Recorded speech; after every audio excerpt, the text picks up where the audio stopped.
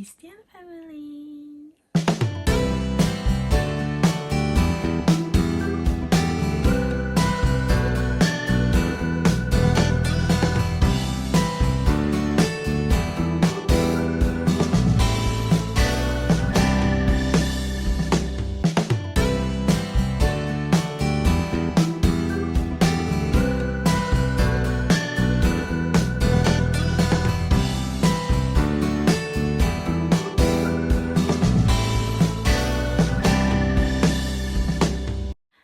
Di video kali ini, aku ingin menceritakan dan berbagi informasi mengenai cuti melahirkan di Jepang.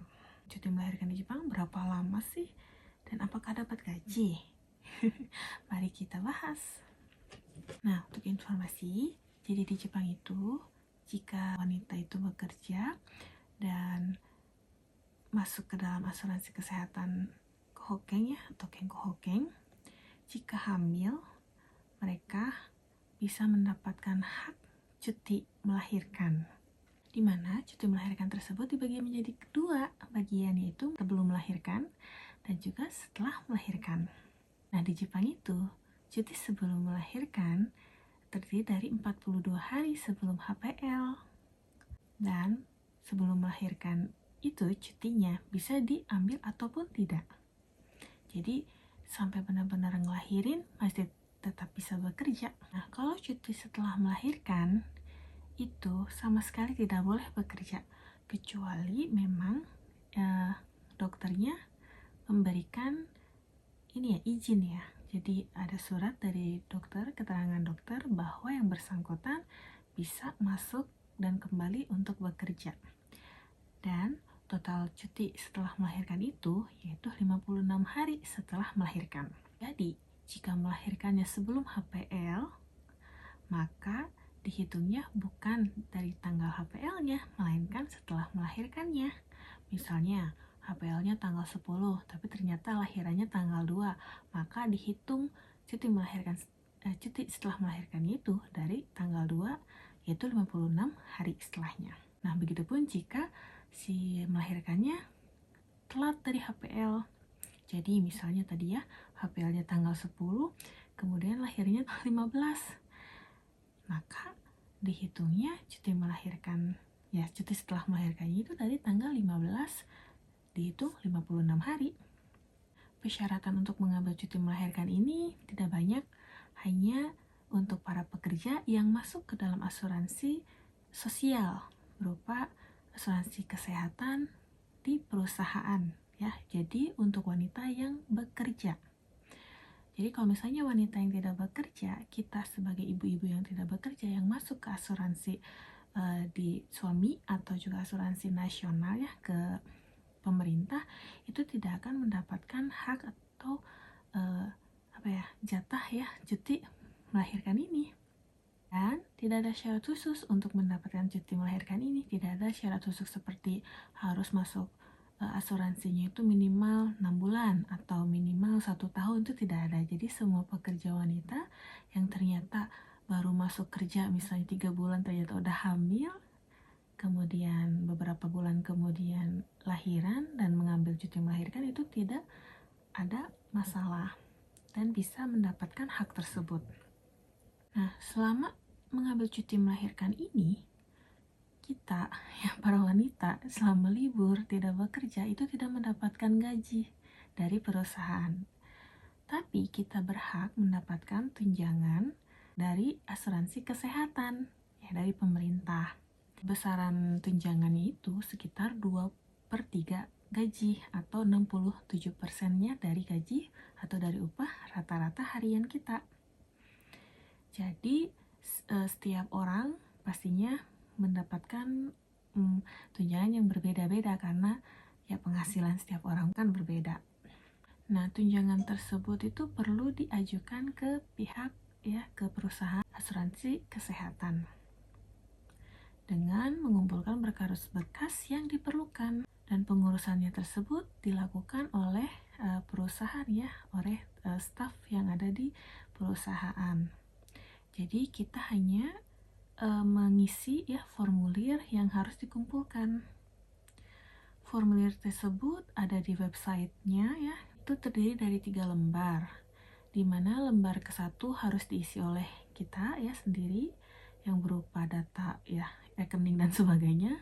Terus juga lembar kedua juga ada ya beberapa yang harus diisi oleh diri sendiri. Dan di lembar kedua itu di paling bawah ada kolom di mana pihak RS atau pihak rumah sakit atau pihak dokter yang membantu melahirkan ya, membantu kita melahirkan itu mengisi data-datanya. Nah, lembar yang ketiga, lembar terakhir itu lembar yang diisi oleh perusahaan. Jadi lembar ketiga tidak usah dibawa atau tidak usah diisi. Dan setelah itu baru ya perusahaan akan mengajukan ke pihak asuransi. Nah, uang tunjangan cuti melahirkan tersebut itu diajukan hanya jika kita sudah selesai cuti melahirkan. Jika cuti melahirkannya misalnya beresnya ya selesainya tanggal 10, ya diajukannya setelah tanggal 10 seperti itu. Nanti tunggu aja ya dari pihak asuransi memberikan surat pemberitahuan ke rumah mengenai kapan akan dikirimnya dan berapa banyak total jumlah yang akan dikirimkan. Nah, berikutlah contoh kasus di mana aku cuti melahirkan, kapan dikirimnya, dan berapa banyak. Berikut aku bagikan contoh kasus aku di mana aku mengambil cuti melahirkan untuk anak pertama aku, dan kapan ya uangnya dikirimkan dan berapa banyak. Pertama, HPL aku dulu adalah 2 Desember. Dan aku mulai cuti ya, mengambil cuti sebelum melahirkan itu di tanggal 22 Oktober. Itu 42 hari sebelum HPL. Nah, kita bisa ngelihat tabel ya, list gitu ya, di mana HPL-nya tanggal berapa dan kita mulai bisa ngambil cuti melahirkannya itu dari tanggal berapa. Itu tertera di website. Dan ternyata aku dulu melahirkan tidak tepat HPL dan juga bukan sebelum HPL, melainkan telat dari HPL, yaitu di tanggal 7 Desembernya. Nah, untuk itu cuti setelah melahirkannya dihitung sejak 7 Desember dan berakhir di tanggal 1 Februari, di mana totalnya itu 56 hari setelah melahirkan, seperti itu. Jadi bukan dari tanggal 22 Oktober sampai 27 Januari seperti tabel yang ada sebagai berikut. Nah, saat itu aku langsung mengajukan ya, mengumpulkan berkas segera ke perusahaan setelah keluar dari rumah sakit ya, karena mengingat saat dirawat melahirkan gitu, aku membawa semua formulirnya dan meminta diisi oleh pihak rumah sakit atau dokternya segera pada saat aku dirawat. Jadi nggak keluar dulu dari rumah sakit terus meminta apa sih yang harus diajukan, apa yang harus diisi gitu ke perusahaan terus kembali lagi ke rumah sakit, itu memakan waktu ya. Jadi biar sekalian gitu, nggak bolak-balik. Nah, setelah keluar rumah sakit, aku ke perusahaan dan mengajukan segera dan mengumpulkan ya berkas-berkas tersebut, mengingat aku juga kan sebagai orang asing, jadi ada beberapa prosedur yang harus aku lakukan untuk anak aku ya, seperti membuat visa dan sebagainya. Untuk itu aku segera datang ke perusahaan untuk mengumpulkan berkas-berkas tersebut. Kemungkinan karena aku memberikan formulir dan mengajukannya segera, maka perusahaan pun ketika beres ya masa cuti melahirkan aku itu mengajukan ke pihak perusahaannya pun segera setelahnya gitu ya, karena memang datanya sudah terkumpul. Jadi saat itu ya sekitar tanggal 7 Februari ada surat dari perusahaan asuransi yang berisi mengenai besaran ya total tunjangan cuti melahirkan dan kapan akan ditransfernya uang tersebut. Nah, waktu itu total cuti aku bukan 42 ditambah 56 hari ya, yaitu totalnya 98 hari, melainkan karena lebih dari HPL, totalnya itu 103 hari.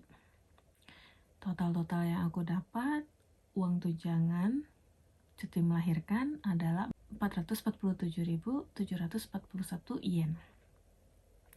dan yang akan ditransfer di tanggal 10 Februarinya. Wow, cepat ya. Nah, maka dari itu sebenarnya ya bukan perusahaannya, mungkin perusahaannya, tapi kita juga harus cepat ya memberikan atau mengumpulkan berkas-berkas yang dibutuhkan. Begitu.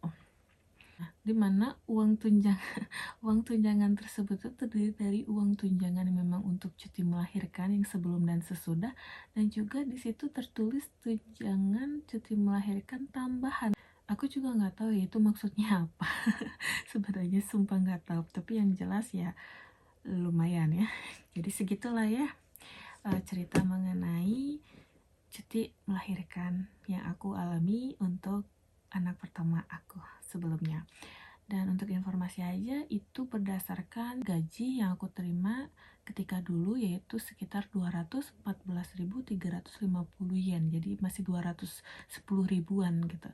Kalau misalnya orang yang mendapat gajinya lebih banyak, mungkin dapat tunjangannya akan lebih banyak lagi. Begitu. Sekian video kali ini, sampai berjumpa di kesempatan berikutnya, di video berikutnya. Bye bye.